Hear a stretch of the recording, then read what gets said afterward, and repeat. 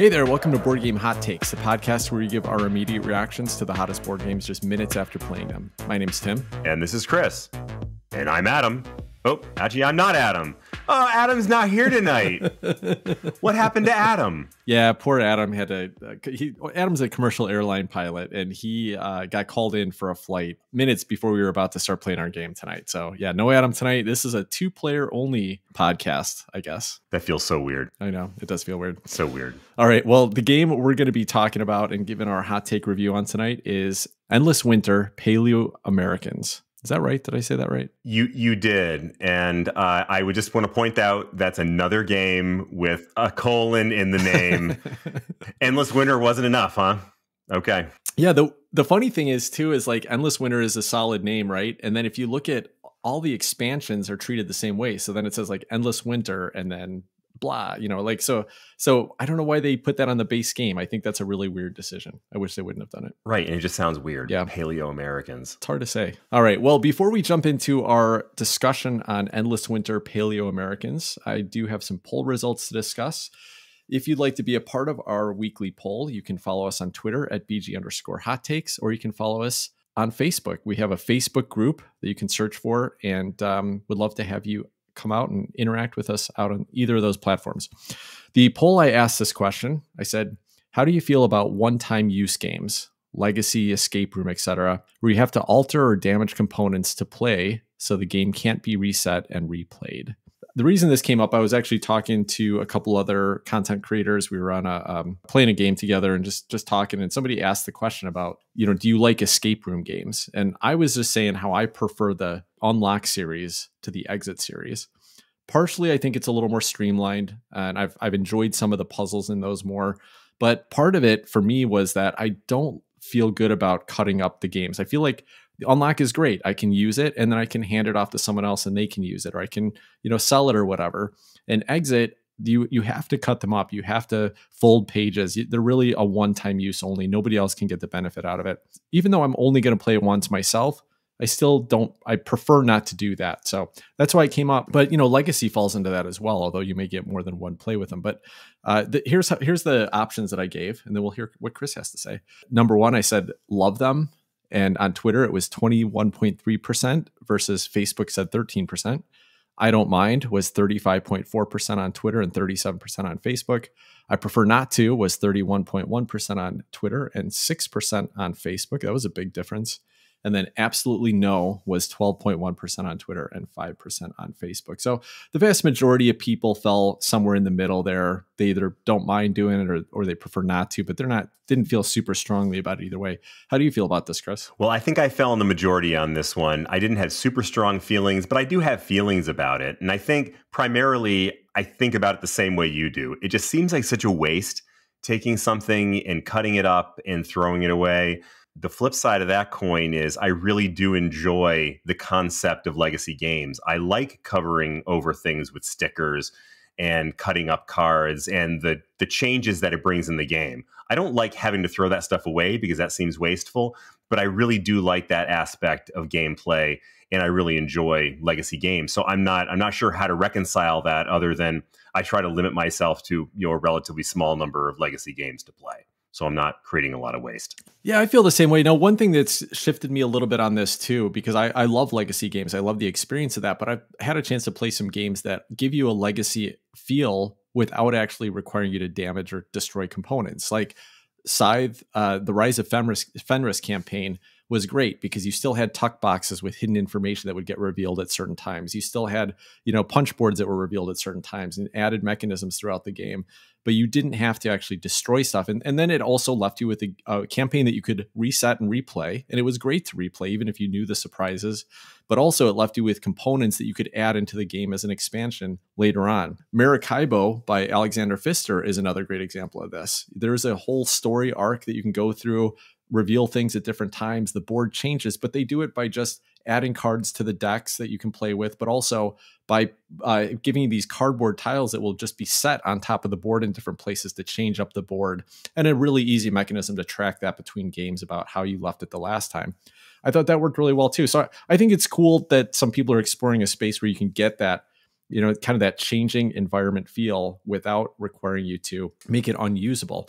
I also don't mind legacy games where you have to destroy some components, put stickers on things or whatever, as long as it leaves you with a playable game at the end. My only complaint about that with the legacy games that I've done that with is that a lot of them, they make you write on cards or write on the board or whatever. And I just hate that unfinished feel of a finished legacy game. Like Clank Legacy is a great example. When that game was done, it ended up with a really cool board, with like a cool game with a double-sided board. You could play a variety of different ways, but man, it felt unfinished. So I decided not to keep that and moved on to a different Clank. But writing my name, writing city names, writing character names on cards, that's like my least favorite of legacy stuff anyway. So I must get some people excited because they keep bringing it in, but I could live without that part of it. I'm glad that you brought up Rise of Fenris, because I think that is such a great example of doing it the proper way. And it's funny, I think the first couple of years that we were playing games together, whenever we talked about legacy games, I always brought up Rise of Fenris because I thought of it as a legacy game. It felt so much like a legacy game, even though it's not. It's a campaign, but it really does give you that legacy game feel. I'm also thinking about Star Realms Rise of Empire, which I have coming on Kickstarter, which is a legacy deck building game.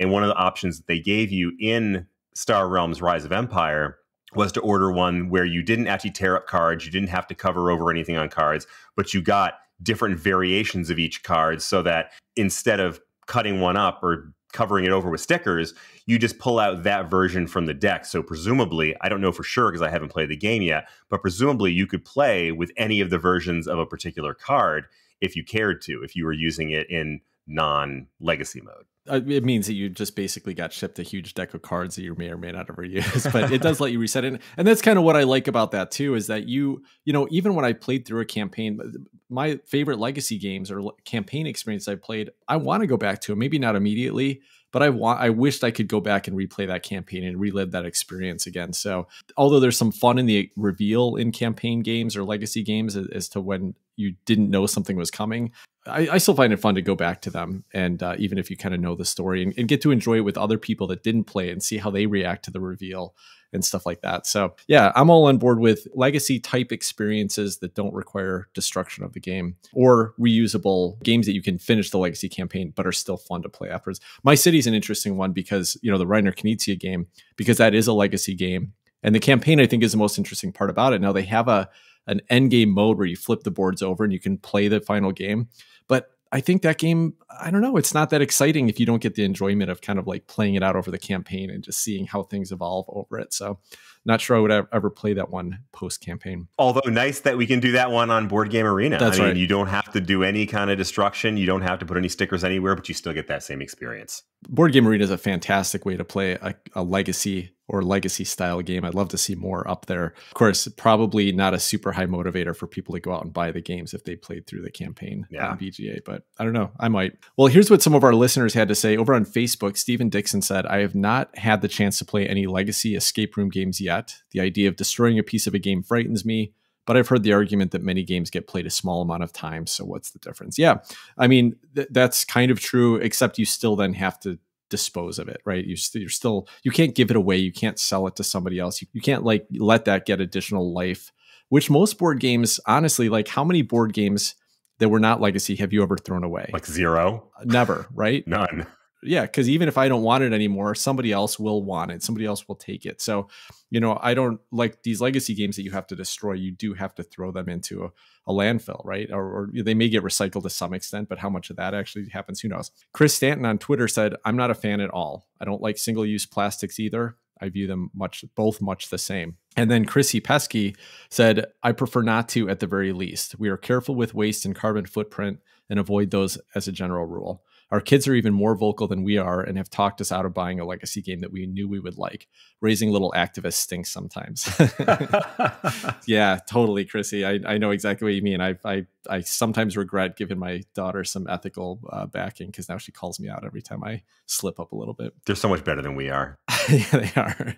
And then Rob, Black Board Gamer Alliance, he said, depends on how good the experience is. I played a few games like that with my wife that easily provided $20 worth of one-time entertainment. And yeah, I would definitely not say that the exit games that you destroy are not of value. I mean, you can definitely get a night's enjoyment out of one of those games and it's worth the price.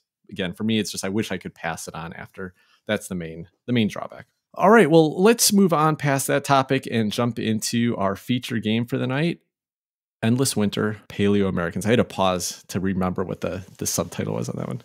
Endless Winter is a worker placement game where 1 to 4 players lead Ice Age era clans over multiple generations as they transition from nomadic hunters and gatherers to prosperous tribal societies.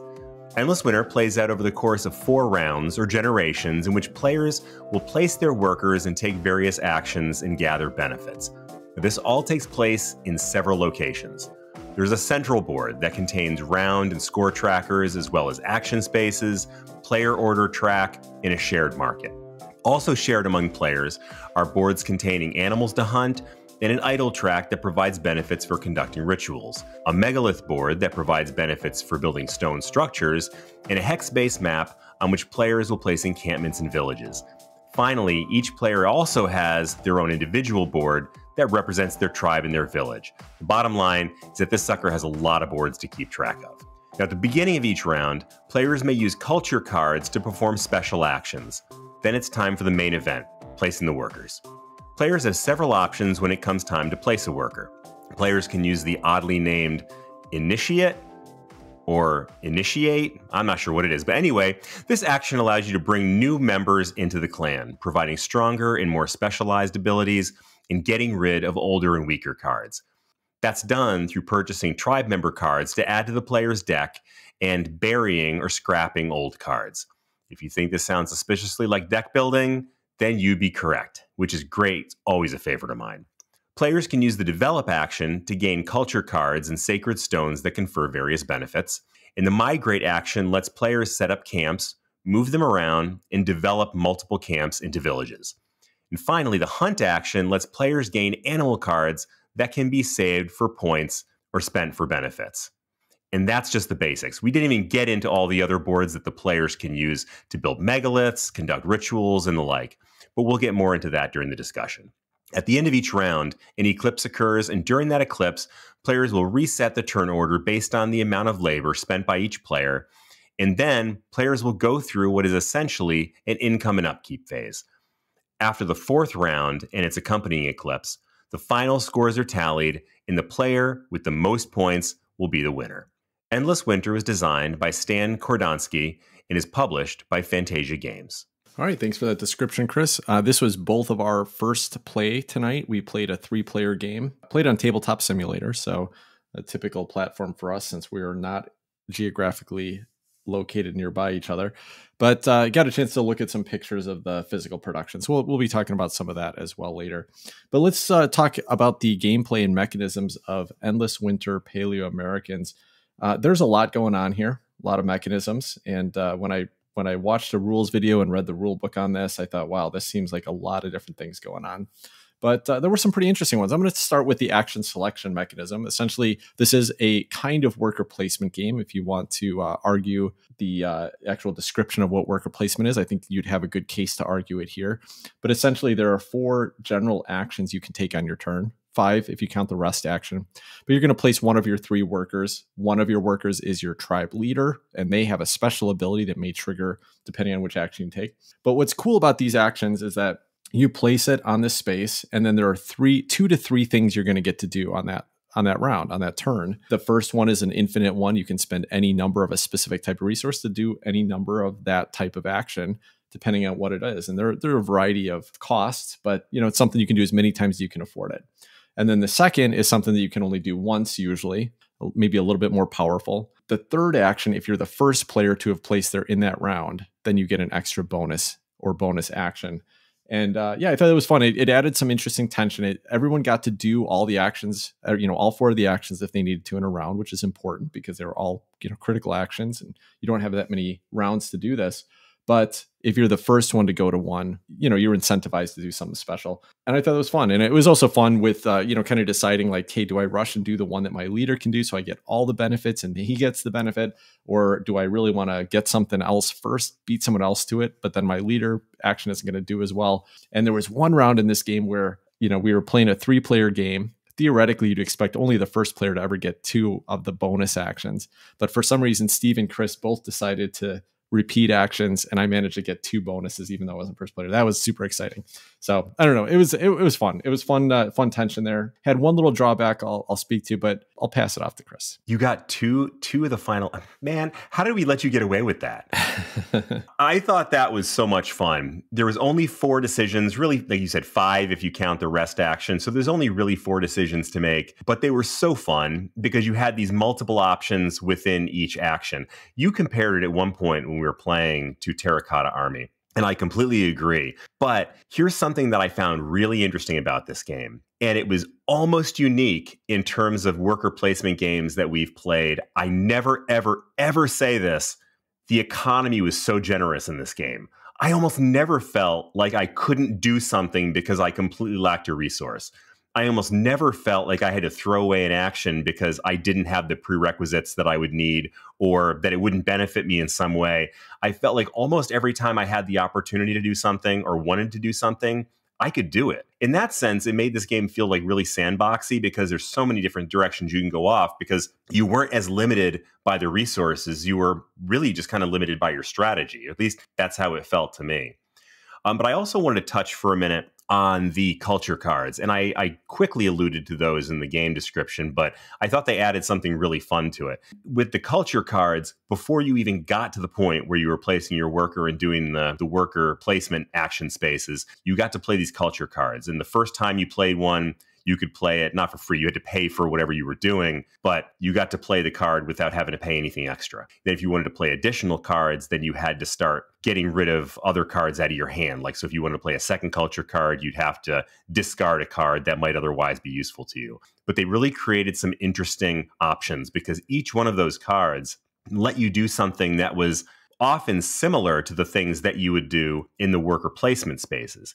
So if you wanted to scrap a card or you wanted to get some tools or you needed food or whatever it was you needed, there's very good chance that you could have had a culture card that would let you do that. So it's almost like having a 4th worker to play. And maybe that's one more reason why it just felt to me like a very generous economy. No, I did not feel that at all. I was constantly struggling for resources. Many times I had to skip an action I wanted to take first to go to a different action that would let me get some of the resources I needed. In fact, in the final round of the game, you only have 3 workers to play. So basically 3 turns. And I had to take rest actions on 2 of those turns because all of the cards in my hand required tools, and the actions that I wanted to take that would have benefited me in any significant way required tools. And I did not have a way to get a tool. It's interesting. And maybe because of the strategies we went down, you went really heavy towards the hunting strategy. And so you always had animals you could kind of tap and get resources out of. And I did not do that very much. So, may have just been a different strategy, but I think there's definitely an opportunity for you to run into some walls here. In fact, I really closed myself off there at the end. Now, I want to mention back to, I was talking about these action options and they give you a whole bunch of benefits and they're fun to do. The one drawback is that there's a lot of downtime between turns. Yeah. When you're taking your turn, super fun, lots of decisions. Do I do this first? And then I got to get this stuff all organized. Okay, then I'm going to do this. But then, the other players, although there is some decent player interaction in the game, it really didn't matter too much, what other players were doing on their turn for how you were going to decide your turn and stuff like that. So it felt a little slow between turns sometimes. Not too bad, though. I didn't hate it, but it was like Terracotta Army in that way where, there's just so many decisions that somebody makes on their turn. You're waiting around a little while. Yeah, you speak the truth there. That was pretty rough, especially by the end of the game when we're really taking more time and thinking through those turns, trying to make sure that we're optimizing to get just the right combination of stuff. It started getting a little bit draggy. I think it'd be better in real life because, like you said, we were playing it on Tabletop Simulator, so you were kind of scrolling around a screen trying to see where things were and whatnot. And if you were sitting there at a table full of people, then you could be chatting with your fellow gamers. When we're sitting here online trying to do it, it's a little bit tougher to do that.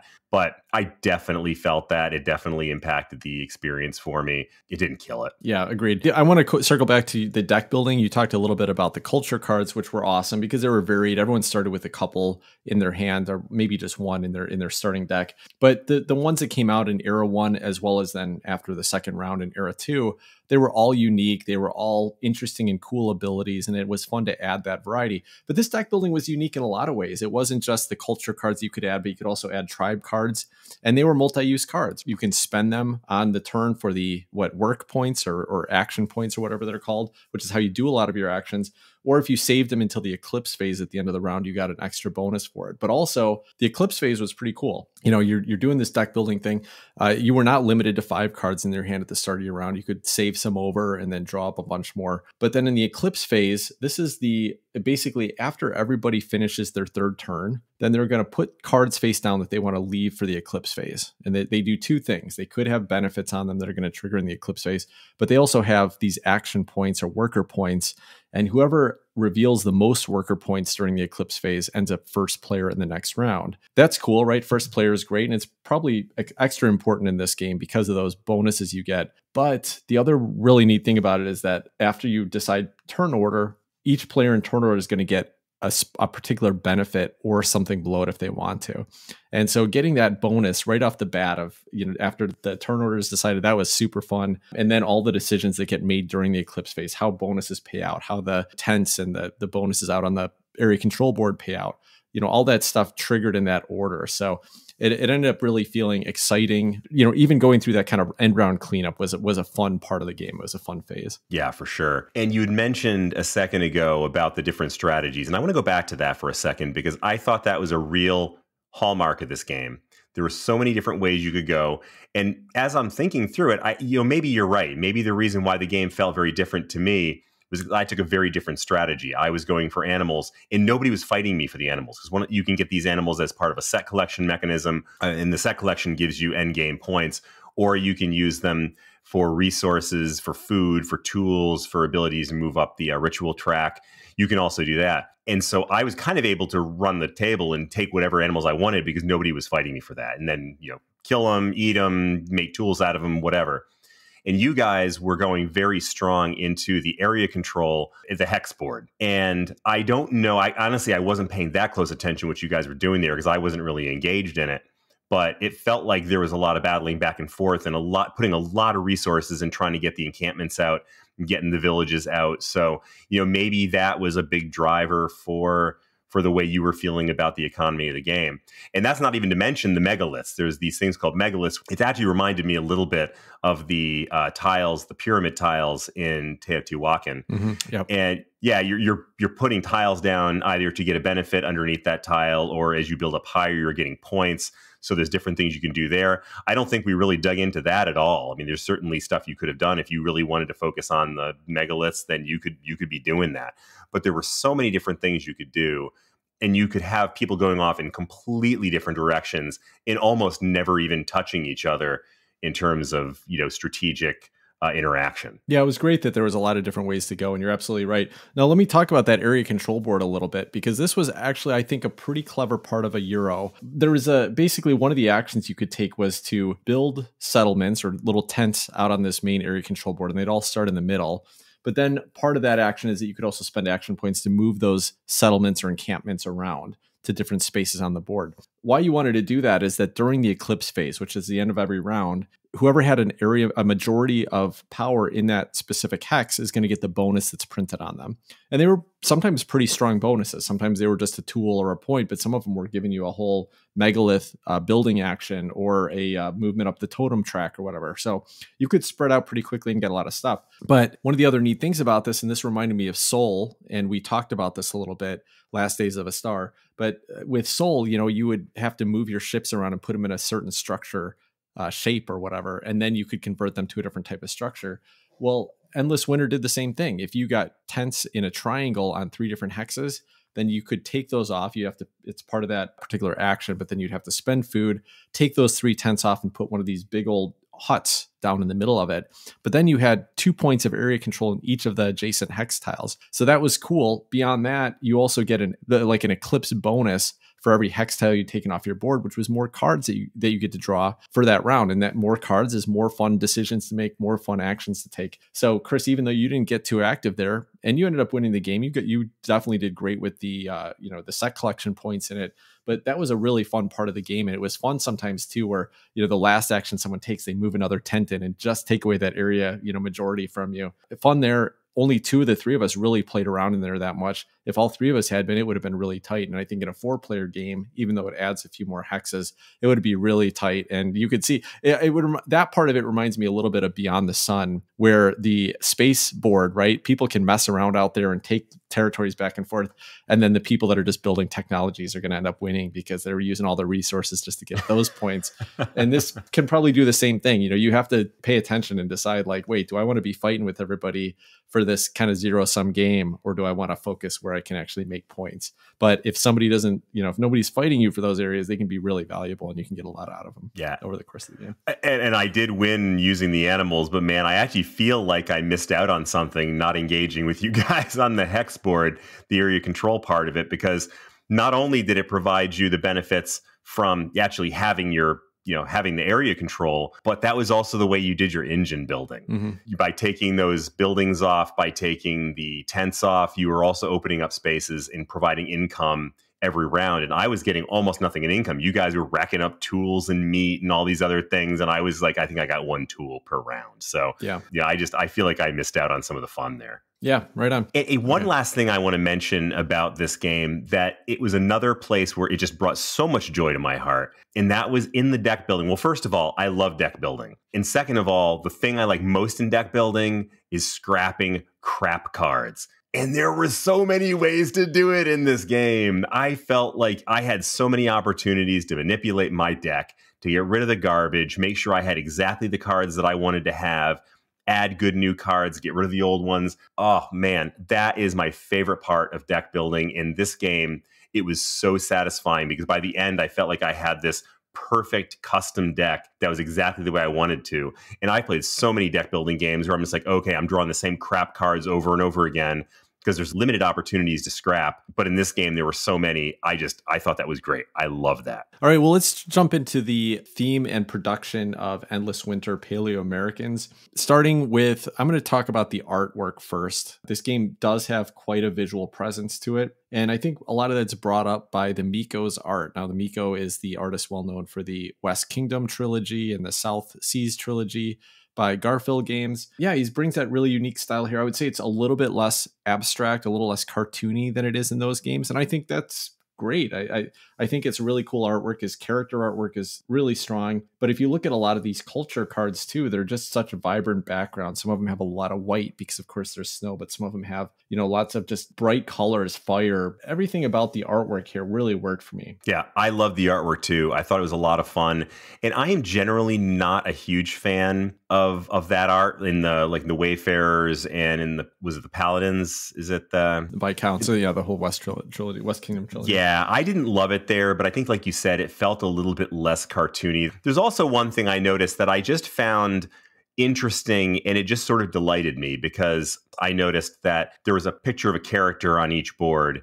There were female characters wearing very climate appropriate clothes. They were all wearing the furs and the big coats and bundled up. And in this case, it was the guy who was dressed inappropriately. There's this warrior dude who was out there, I guess running around on the ice floes with no shirt on.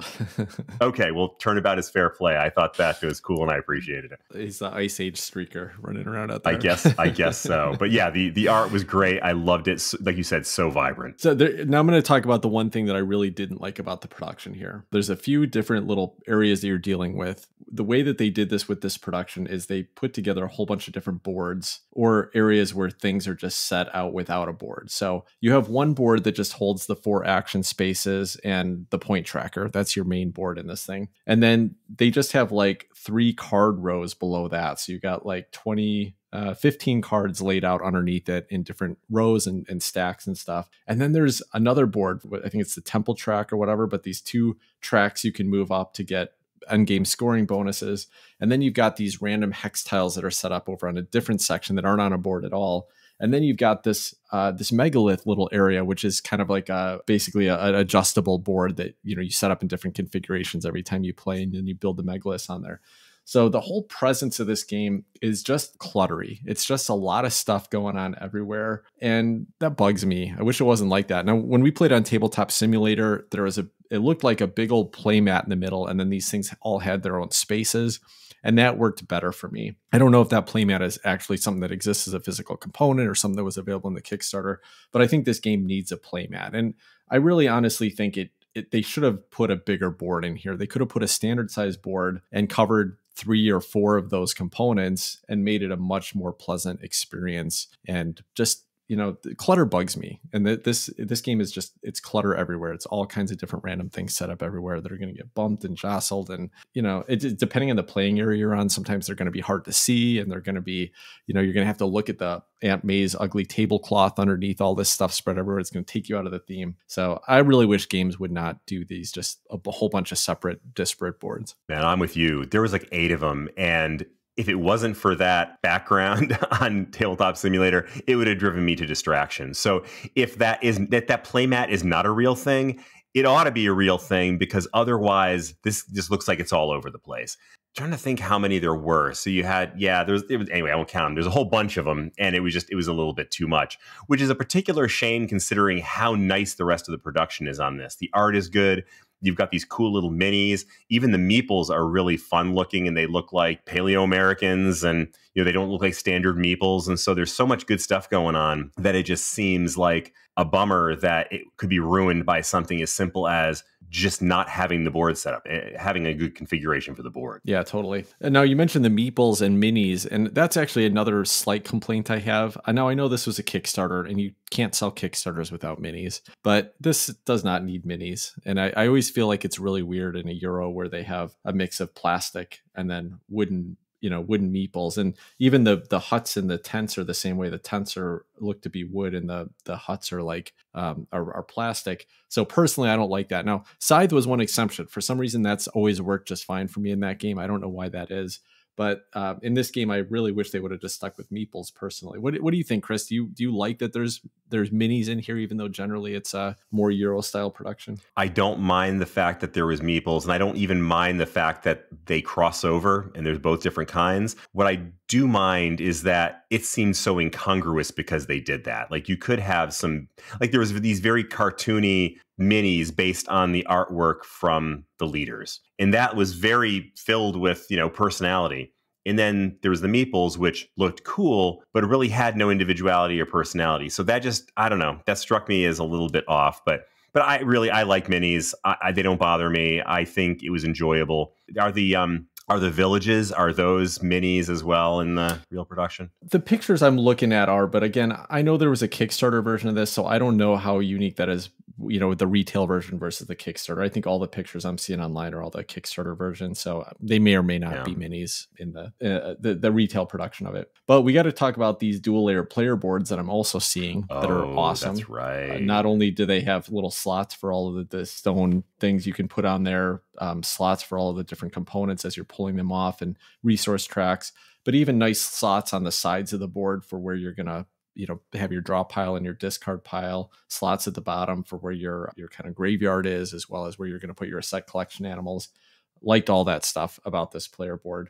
And other than the little complaints that I had about the boards and the weirdness of having minis and meeples, otherwise this production's beautiful. Yeah. It's colorful. I like a nice, colorful, bright, vibrant production, especially on a Euro, and this one really hits like that. Yeah, I did not think about those multi-layer boards because we were playing it online, but oh man, this is absolutely a game that would benefit from that, because on your player board, you have so many things going on. You have the place where you're tracking your resources. You have the place where you're putting your stone, I forget what they were called, the stones that you put there that have endgame scoring on them. You have your place for your villages that slot in there and then come out and give you income. So there's so many things happening on your player board that having those spaces to put them and not be flopping around, I think would be wonderful. Yeah, totally. All right, well, let's ask our final question, and that is, would we request to play this game again?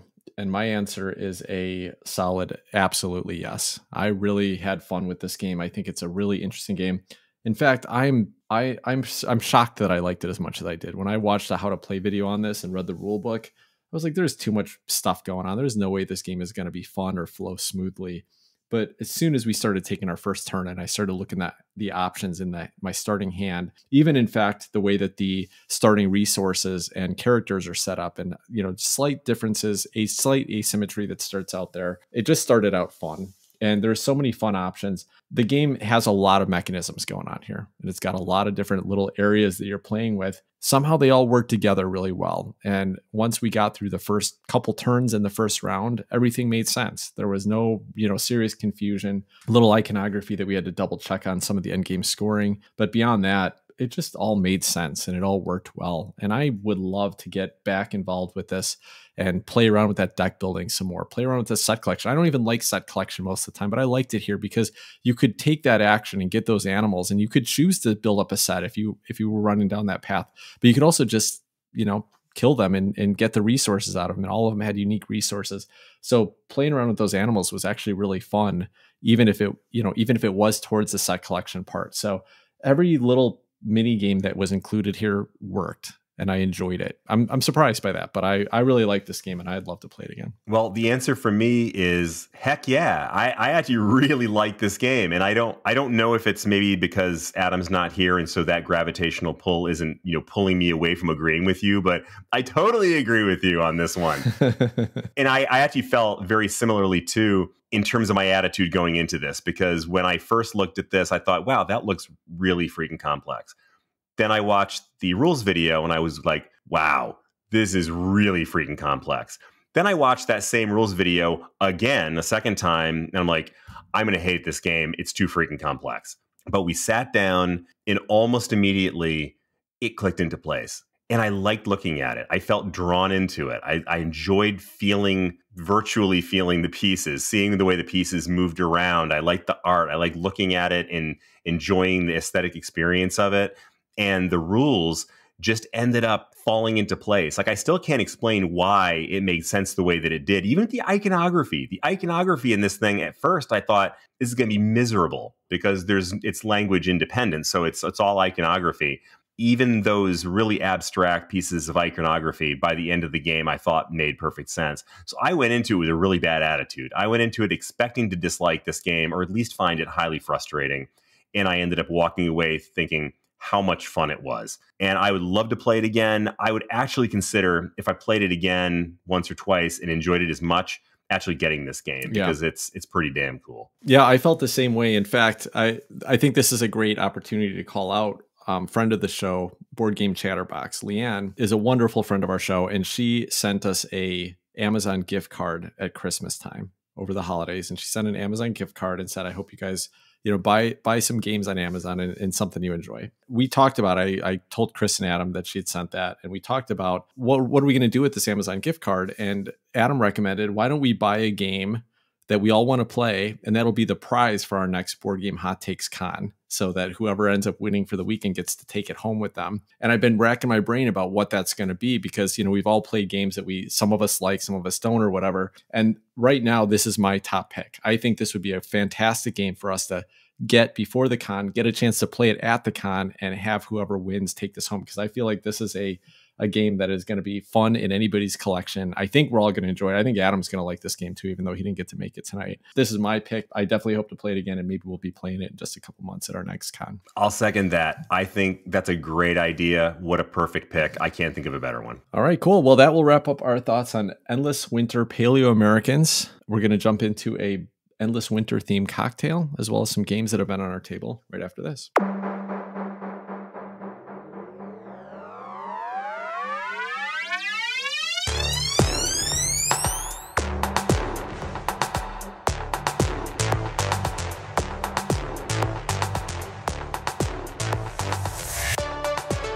Welcome back. Chris, what do you have for us this week? I've been away from the drink segment for a little while, and it just feels so good to be back. So here we go. I live in Oregon, where right now it actually feels like it's been an endless winter. But what could be better for chasing away the chill than a nice warm drink, right? Of course, there's plenty of options out there. Tea, coffee, hot chocolate. But if you're looking for something with a little more potency for your midwinter game night, I've got just the drink for you. So Endless Winter is about the, quote, Paleoamericans, but for this drink, I took inspiration from a slightly more recent chapter of America's past, and that's the colonial period. In colonial New England, rum was king, and personally, I'm a huge rum fan, so anything that's got rum in it, I'm all about. And this stuff was everywhere. So it's no surprise that the folks suffering those cold New England winters would look for some creative ways to take advantage of this plentiful rum supply to warm themselves up on a cold winter night. And the answer was hot buttered rum. What a classic this is. Oh man, even just the name of this delicious drink conjures up images of sitting by the fireplace, feet up, sipping a warm mug of this sweet drink. Now, you may not have a fireplace, but you can still drink the rum. And this drink makes it easy because it's got just a few simple ingredients.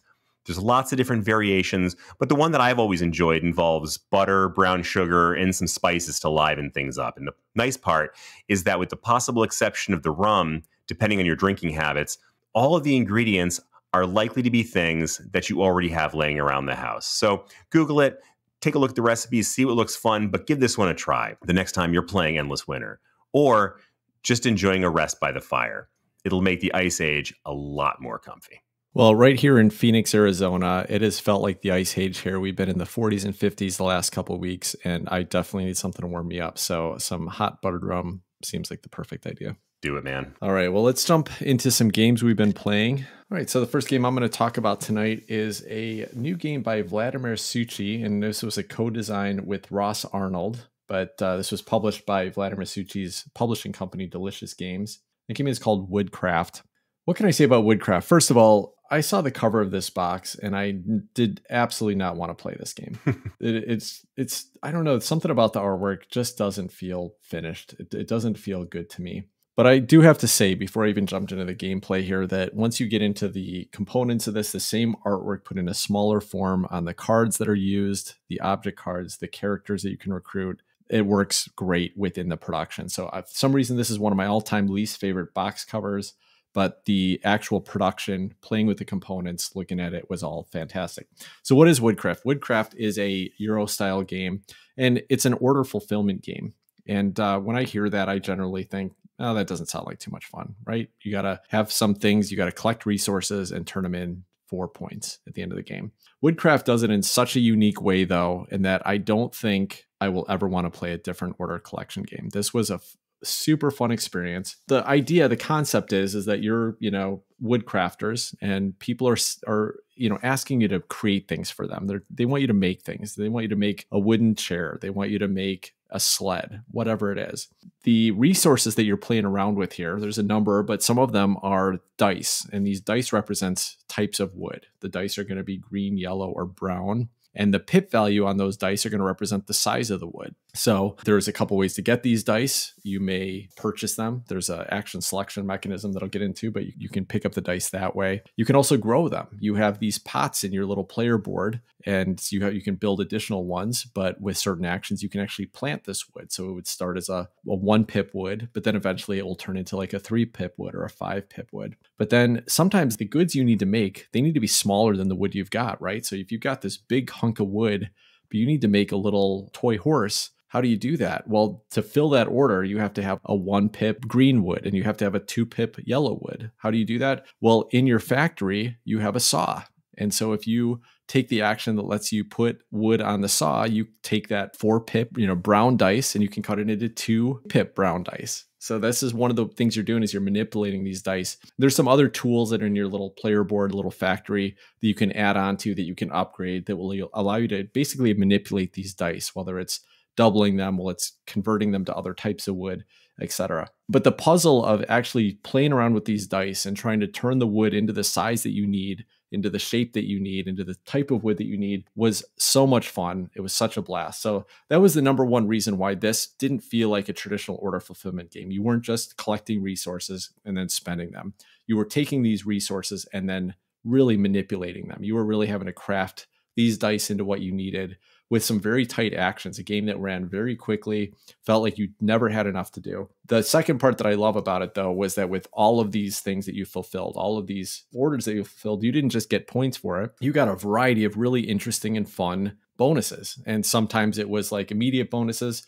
A lot of it, though, was movement up a couple different tracks, which were like income bonuses. They could be point income, they could be resource income, they could be end game scoring income. And so just lots of fun different ways to interact with the board, interact with the stuff that you're playing with. A really cool action selection mechanism, which is this big wheel. Basically, each of the actions you could take, there was like 6 of them, and there were these tiles on this wheel. And so if you took an action, you would take it and move it over to the next segment of this pie. It was supposed to represent like a saw blade. You'd move like one of the action tiles to the next segment. The next person took that action tile, they would move it to the next segment, but that would shift kind of a part of this wheel that would open up bonuses for the first segment. So essentially, if people kept taking the same actions, it would make the less used actions more desirable. You'd get extra bonuses for them. Very similar to Praga Caput Regni's action selection system, which was this wheel that you took bonuses and then moved the action tiles around. But I felt like this was a big evolution. Praga Caput Regni's was okay, did some okay things.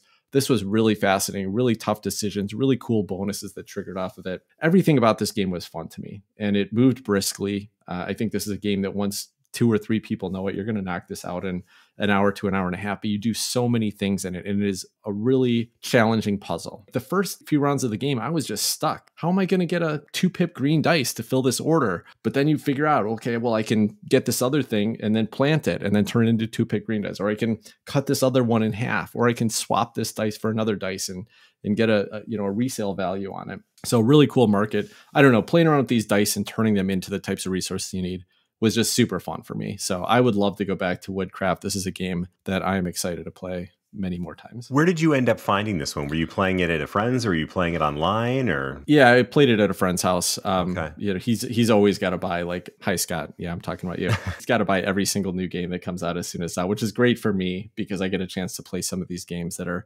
people are excited about. Now, I love Vladimir Suchi's designs. I've talked about him a lot in the past, and this was brilliant. I suspect, aside from the action selection wheel, it didn't feel like a Vladimir Suchi design. So if I had to guess, I'd guess that Ross Arnold brought this to Delicious Games, and then Vladimir Suchi worked with him on it and probably added some ideas to it.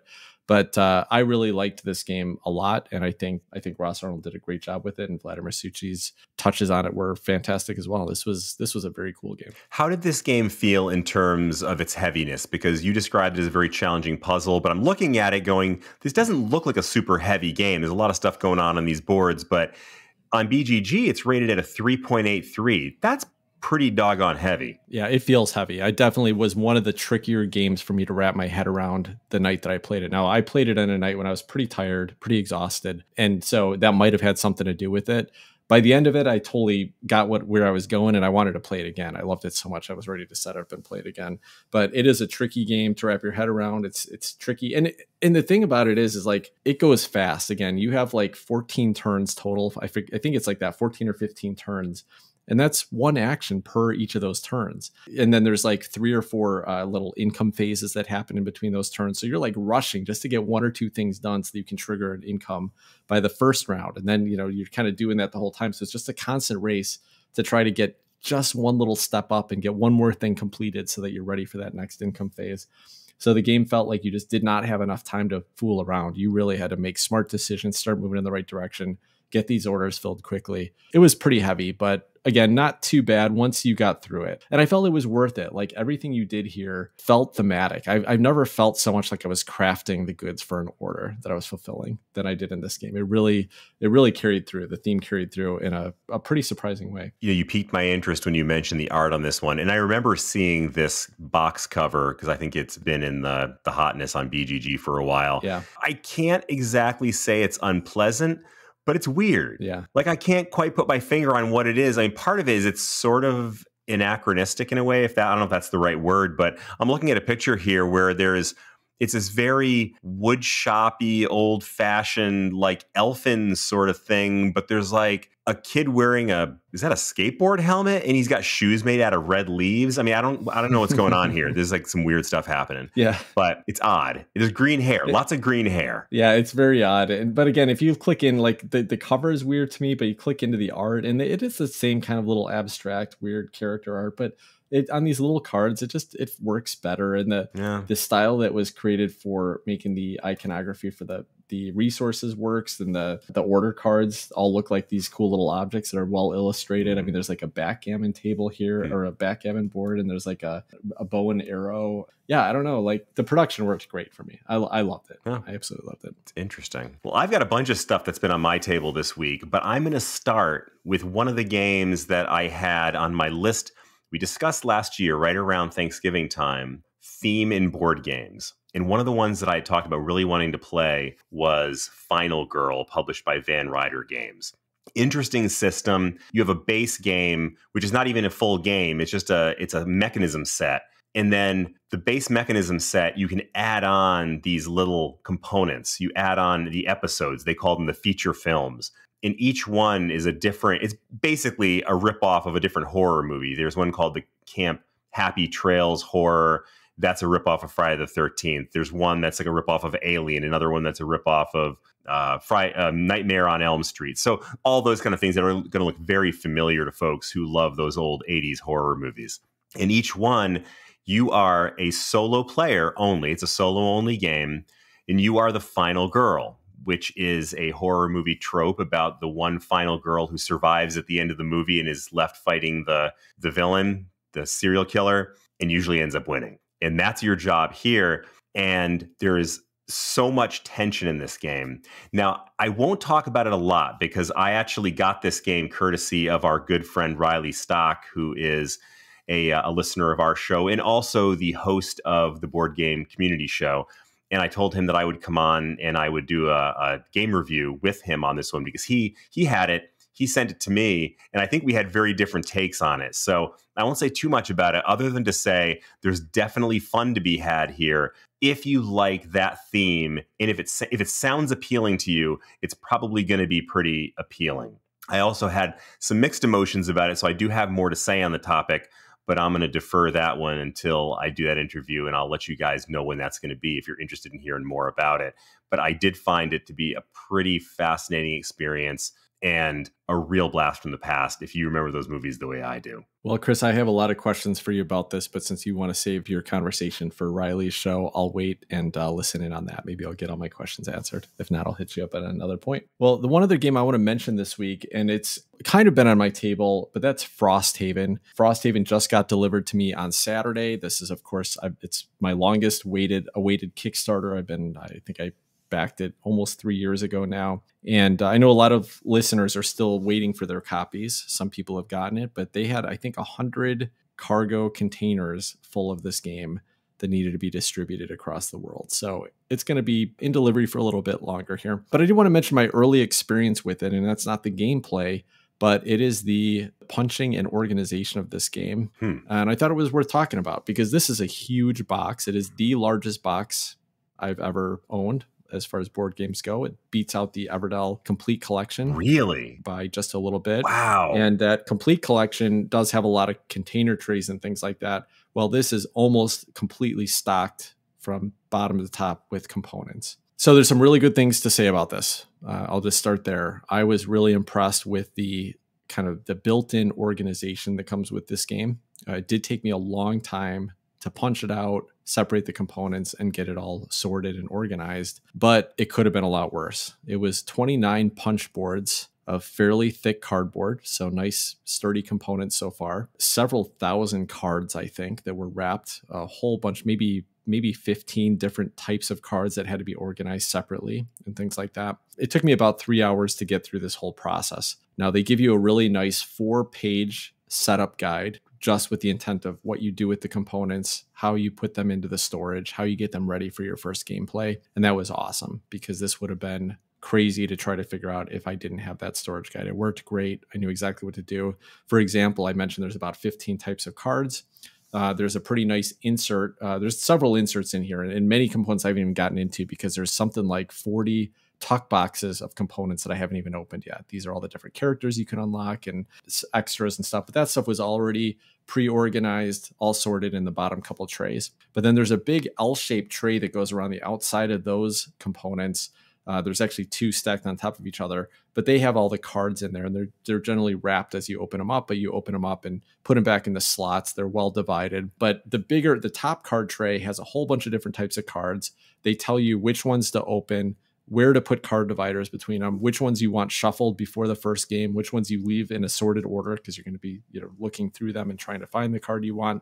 So I feel like I'm like ready to sit down and play. Now, the biggest challenge with organizing this game was the monsters, because there was a ton of them. I think there's got to be 35 or 40 unique monster types in this game.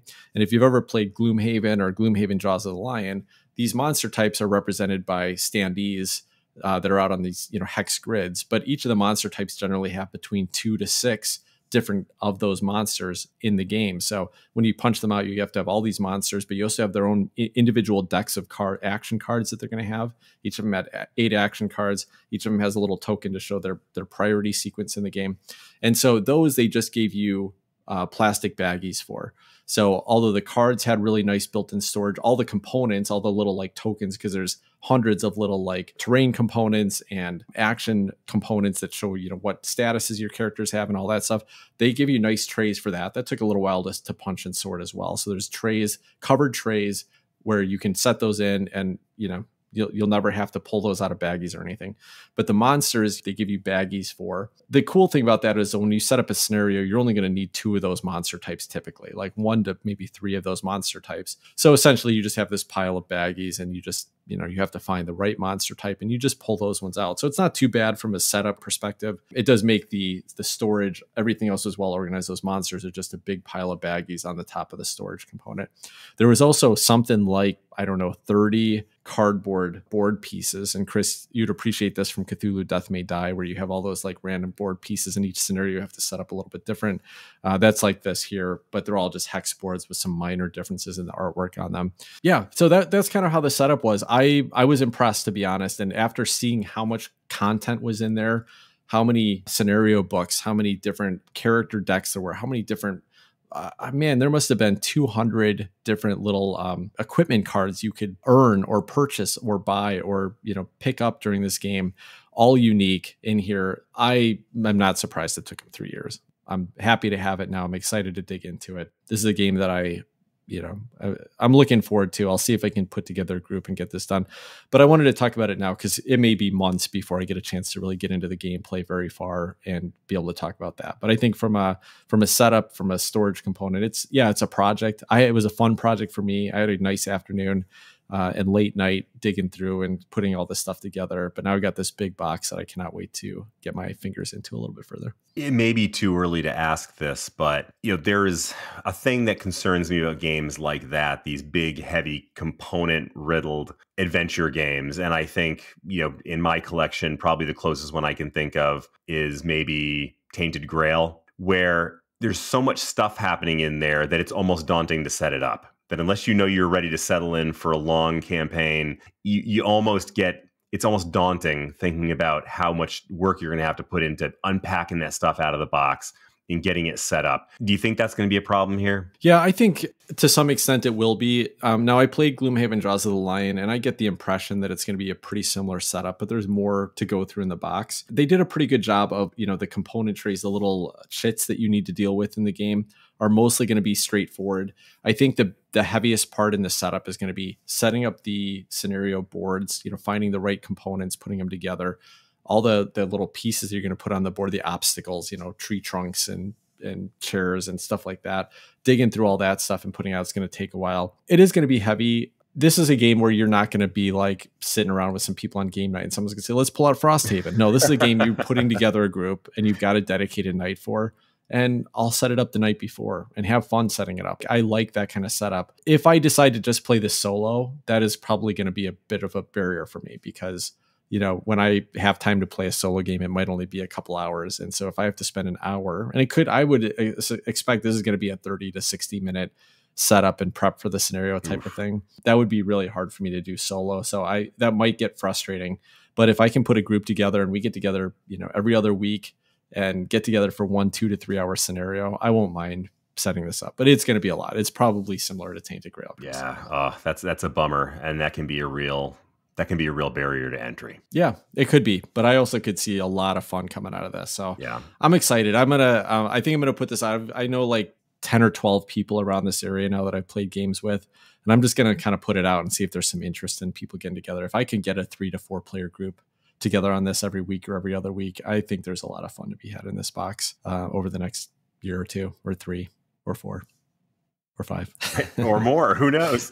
or more. The other thing that's been on my table this week, it's also been on your table, or at least your virtual table, our virtual table. And that's It's a Wonderful World. I think we actually got invited to a game by Caleb, a listener of the show and a good friend of the show, who got us started on this one. And it immediately made me think of some comments that you had made, Tim, because you had commented on this one. I think it was in the context of a Kickstarter, one of our Kickstarter episodes. And I think you had some pretty critical things to say about it. So actually, let me pause there. What was it that you said about it? Because, I mean, I definitely went into it with a slightly negative impression, even though I couldn't remember the specifics of what you had said. No, I actually like It's a Wonderful World. And I liked it when I got it. And I wish that I had someone to play it with more. I didn't love it as a solo game. And I bought it hoping that my wife would like to play this with me, because there was a good 2-player drafting mode with it. But she didn't really like it. The thing is, like, visually, it's beautiful. Like, some of the coolest artwork on the cards, and the cards are large tarot, almost tarot-sized cards. So you get that striking thing. Mechanically, it's fairly dry. You're drafting cards. The drafting's fun, but then you're just cube pushing, like to the biggest extent of it, right? Like, you're recycling these cards so you can discard them to get a resource. You put that resource, that little cube, on another card that matches the color. Once you build up a cube, then it goes into your engine and that builds more cubes, right? Mechanically, it's kind of dry to play in a way that doesn't always work for me. So I did like it. I just didn't love it. And I had bought this huge Kickstarter version of it with all the expansions. It was like $120. And I had this, what is basically a light card drafting game. And I didn't need a $120 version of it. So what I said at the time was that I wish I just bought the retail version for $35 or whatever.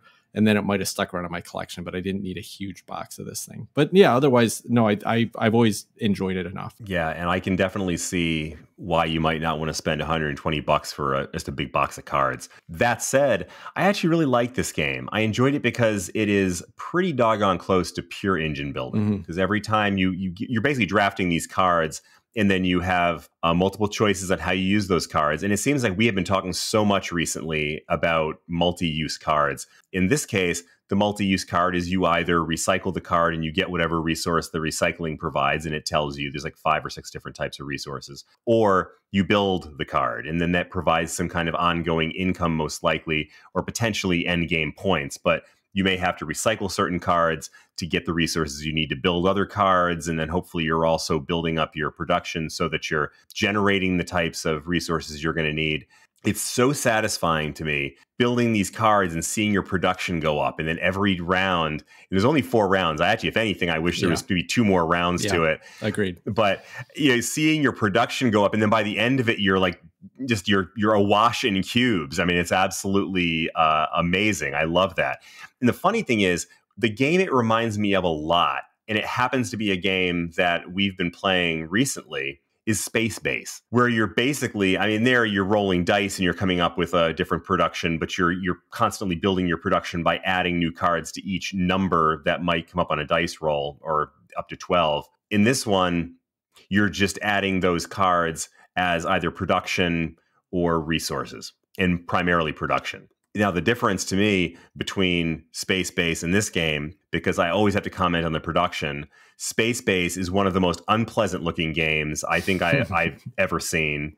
And this is one of the coolest looking games that I think I've ever seen. I don't know where they got the idea for the name It's a Wonderful World. I haven't read the instruction booklet or anything. And so maybe there's a story behind it.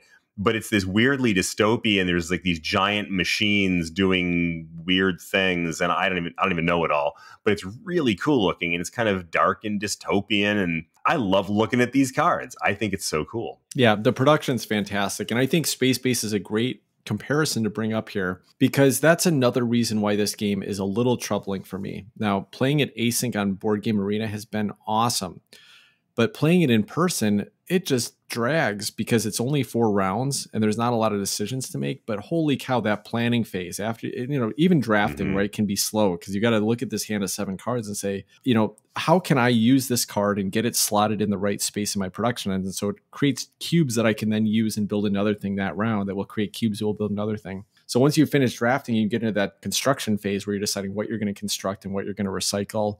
That can just, oh man, I wouldn't say it drags, but man, my brain just hurts trying to think through it. And I just feel bad about how much time I want to spend thinking through that whole cycle. Now it pays off when you actually get to the production and all of a sudden the first production phase triggers and you see your stuff trickle down. You can start putting on things and wait, who created the most of those gray cubes? Oh, they get a bonus, financier shit that they can use for other things or is worth points. And the way that the resources are produced over this track, that's the most unique thing about it and the most interesting thing about it, right? It's like first you do this one and then you can use that to build things that will then produce the black cubes, which are next, and then the green cubes. And that's a really cool cycle. It's just really hard to play in person. If you get 7 people around a table, you want a drafting game is great because you can play kind of like everyone's making the decision at the same time. But you get 1 or 2 people at that table that are just AP prone or just stuck with their decisions. And it's going to take a long time for a game of this weight. The difference with Space Base, since you use it as a comparison, is that there is almost no decision to make. And that's the fun lightness about it, right? So there's a difference there. They're both simple, fairly simple rule set engine builders, but It's a Wonderful World is so much thinkier. It's not necessarily a bad thing, but I do appreciate it on Board Game Arena where we're taking our turns, one every 30 minutes or once an hour or something like that. And I don't have to feel bad if I have to sit there and think for a little bit. And I can do it when I have a 5-minute break and, it's not interrupting something else I'm doing. So I like it a lot more, I think, on Board Game Arena than I did in person. But that being said, I think it's a perfectly good game and I'd be happy to play it anytime. I think it's fun. I hadn't thought about it, but the criticism that you make, I think, is a very valid one. And in fact, I can think of times when I started calculating out my next move and then I think about it for 5 minutes and I go, I just don't want to, I'm tired of thinking about this right now. I'm going to move on. I'm going to come back to this later because it is one of those, I don't know, depending on how you feel about it, fortunate or unfortunate, it's one of those games where you truly can calculate out, you can math out the perfect solution, but you have to go through every possible iteration to get to where that is. There were times when I'm just like, I don't feel like thinking about this anymore. I'm just going to pick this card because it looks cool. Yeah. And totally. Then I feel like a big fool because then I'm not taking the best turn. But yeah, I can totally see what you're saying about that. Yeah, exactly. Yeah, I mean, it's cool decisions, but it's tricky and hard, and sometimes more than I want to put into the brain work in a game to where it stops being fun and starts being math and starts being work, and that's kind of where this game can get to. Very good point. But I'm glad it's on Board Game Arena, and I'm glad it's brought back up in my cycle a little bit. I'm happy to play it there. I expect to do more of it. Yep, it's fun. All right, cool. Well, that will wrap up our conversation on the games we've had on our table this week. Now, I did want to call out one listener that left a moderately good review this week. So this is Brian Chandler, left a review on Apple Podcasts. Brian's a friend of the show, and we love chatting with him sometimes. But he let out the review with the title, Despite My Best Efforts. Now, he did give us 5 stars. He said, I generally disagreed with the premise of this show, immediate response, review after one play, and I love it. They've turned me around to seeing the format's value, and more importantly, their friendship shows through in each episode. Weekly Monday releases are a pleasant start to my work week. Highly recommend giving it a try, but this is where it goes downhill. P.S. Tim is the worst of the 3. Hey! Man, I guess best and worst is all really in the eye of the beholder, but Brian, I was going to say something snarky, but thank you. Brian, thank you for that nice review. And we love your constant harassment. It's always fun to see. We also know you don't really mean it.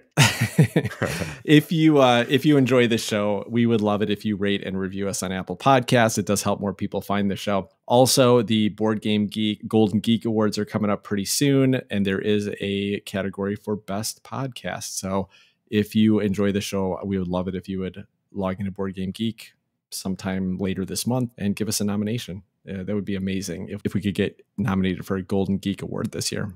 But otherwise, until next week, take care, everybody. Good night, all. Bye-bye.